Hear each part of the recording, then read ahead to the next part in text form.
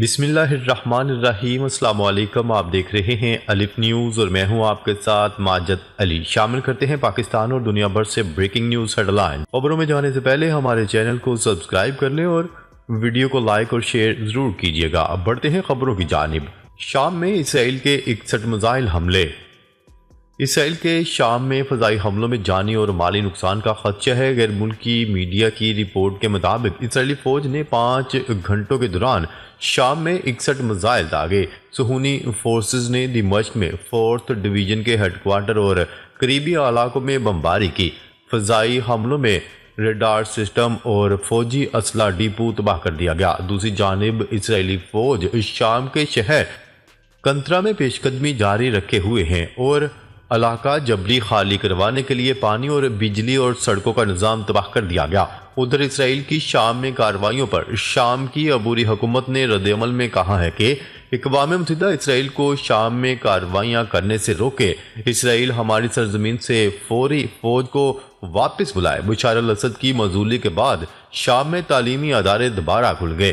عرب media کی report کے مطابق حلب یونیورسٹی میں سینکڑوں طلبہ نے بشار الاسد حکومت کے خاتمے پر جشن منایا۔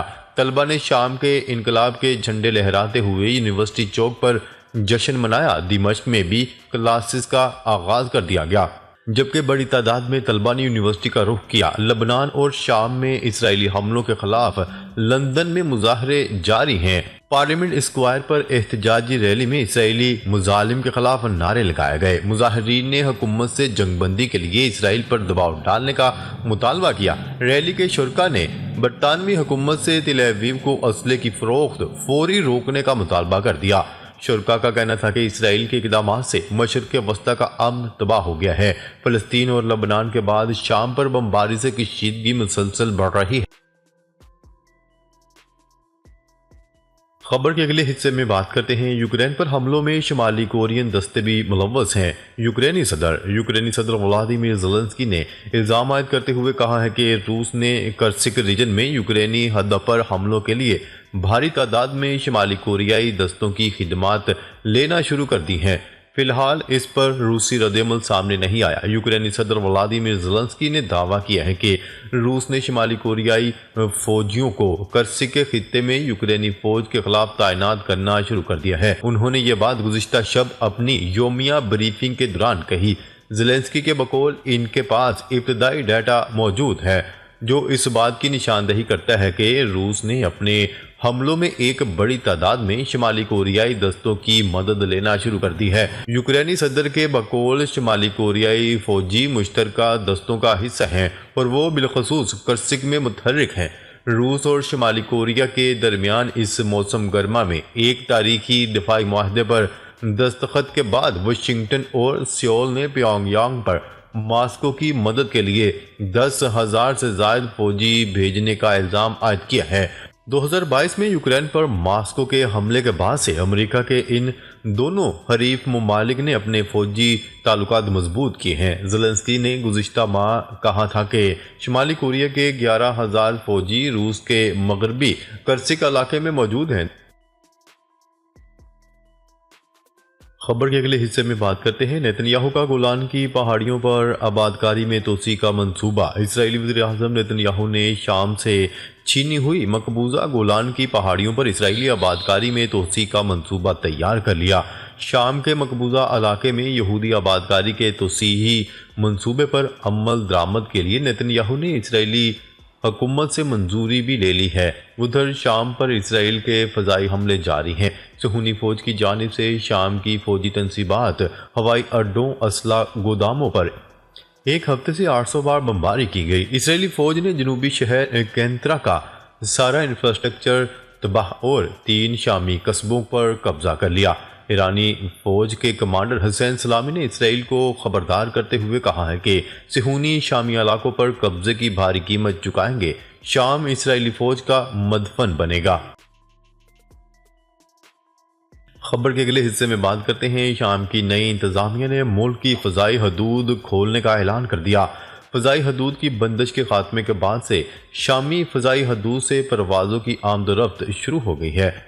اردن کے دارالحکومت عمان سے بیروت کے لیے پہلی پرواز نے دمشق کے اوپر سے منزل تک سفر کیا، جس کے بعد بغداد، جدہ اور دیگر شہروں کے لیے پروازیں بھی شامی فضائی حدود سے گزریں۔ شام کی فضائی حدود ایک ہفتہ قبل بشار الاسد کا تختہ الٹے جانے کے بعد سے بند کی گئی تھیں۔ شام کے صدر بشار الاسد کو ملک سے فرار کرنے والے شامی ایئر لائن کے آخری طیارے نے اتوار کی صبح دمشق ایئرپورٹ سے آخری ٹیک آف کیا تھا۔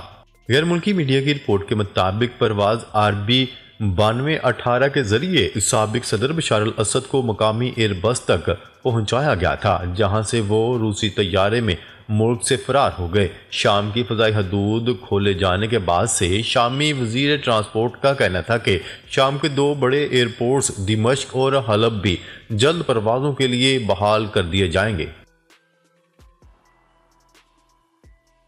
خبر کے اگلے حصے میں بات کرتے ہیں۔ شامی فوجیوں کو عسکری تربیت دینے کے لیے تیار ہیں، ترکی نے بڑا اعلان کر دیا۔ ترک وزیر دفاع کا کہنا ہے کہ اگر نئی شامی انتظامیہ کی جانب سے درخواست کی جاتی ہے تو ترکیہ شامی فوجیوں کو عسکری تربیت دینے کے لیے تیار ہے۔ غیر ملکی خبرساں ایجنسی کی رپورٹ کے مطابق ترک وزیر دفاع نے کہا ہے کہ شام کی نئی انتظامیہ کو حکومت کرنے کا موقع دینا چاہیے۔ انہوں نے کہا کہ بشار الاسد کا تختہ الٹنے کے بعد نئی انتظامیہ نے اپنے پہلے بیان میں اعلان کیا تھا کہ وہ تمام حکومتی اداروں، اقوام متحدہ اور دیگر عالمی تنظیموں کا احترام کرے گی۔ ترک وزیر دفاع کا کہنا تھا کہ ہمیں دیکھنا ہوگا کہ نئی انتظامیہ کیا اقدامات کرتی ہے اور انہیں ایک موقع دینا چاہیے۔ ترک وزیر دفاع سے پوچھا گیا کہ کیا ترکیہ نے شامی حکومت کے ساتھ عسکری تعاون پر غور کر رہا ہے، جس پر انہوں نے جواب دیا کہ ترکی پہلے ہی کئی ممالک کے ساتھ عسکری تعاون اور تربیت کے معاہدے کر چکا ہے۔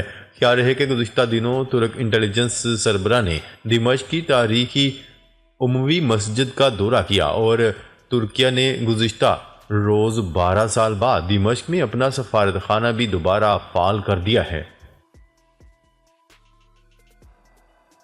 خبر کے اگلے حصے میں بات کرتے ہیں حزب اللہ سربراہ کا بشار الاسد کی حکومت کے خاتمے کے بعد اہم بیان۔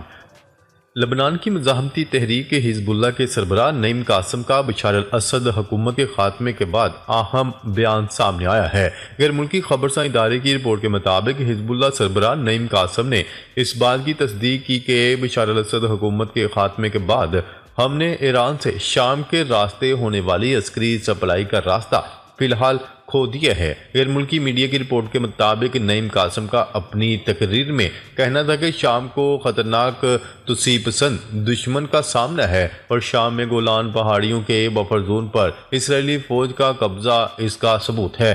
انہوں نے کہا کہ شام کی حالت کو مستحکم کرنے تک شامی باغیوں کے بارے میں رائے قائم نہیں کر سکتے۔ امید ہے نئی شامی حکومت تمام فورسز اور جماعتوں کو حکومت میں شامل کرے گی۔ نعیم قاسم نے مزید کہا کہ امید ہے کہ شام کے نئے حکمران بھی اسرائیل کو دشمن ہی تسلیم کریں گے اور اسرائیل سے معمول کے تعلقات استوار نہیں کریں گے۔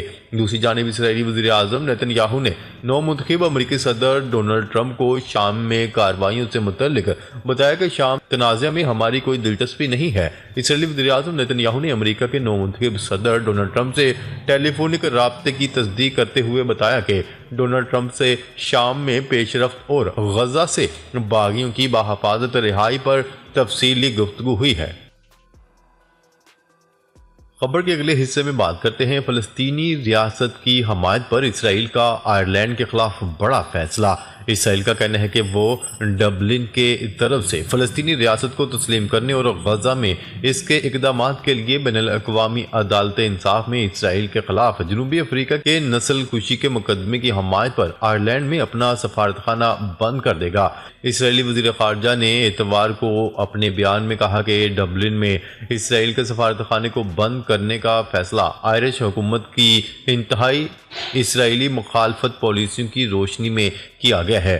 اسرائیلی وزیر خارجہ کا مزید کہنا تھا کہ آئرلینڈ نے اسرائیل کے ساتھ اپنے تعلقات میں ہر سرخ لکیر کو عبور کیا ہے۔ اسرائیل دنیا بھر کے ممالک کے ساتھ دو طرفہ تعلقات کو آگے بڑھانے کے لیے اپنے وسائل خرچ کرے گا، ان لوگوں کو ترجیح دے گا جو اسرائیل کے مفادات اور اقدار سے ہم آہنگ ہوں۔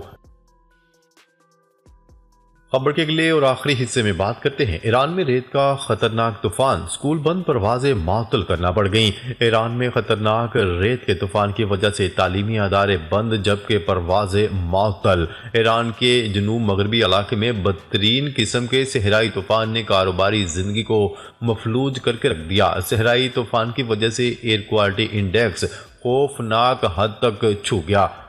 ایران کے جنوب مغربی علاقوں میں حد نگاہ کم ہو کر 100 میٹر تک محدود ہو گئی، جس کی وجہ سے بڑی عمارتیں بھی دکھائی نہیں دے رہی تھیں۔ اس صورتحال میں جنوب مغربی ایران میں تعلیمی ادارے اور دفاتر بند کرنا پڑ گئے، جبکہ مسافر طیاروں کی تمام تر پروازوں کو تاحکم ثانی روک دیا گیا۔ ناظرین، اب تک کے لیے اتنا ہی۔ مزید خبریں لے کر بہت جلد آپ کی خدمت میں حاضر ہوں گے۔ تب تک کے لیے اپنا خیال رکھیے گا۔ اللہ نگہبان۔